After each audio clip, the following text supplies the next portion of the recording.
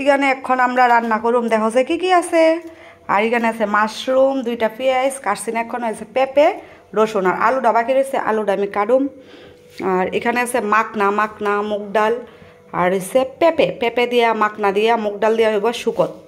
এই যে দেখো, তো আমার ছেলে শুকরটা পছন্দ করে আর মাখনা দিয়েও খাইতে পছন্দ করে, আর যার কারণে আমি এখানে লেলেছি। আর এই যে দেখো কুকারে দিয়ে এলাম তেল, কারণ এই যে দেখতেছ,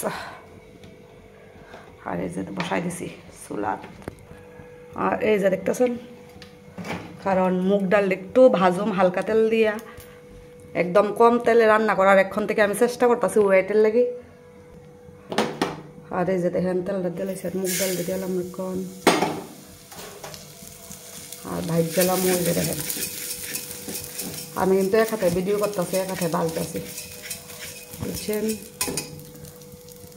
এই যে দেখেন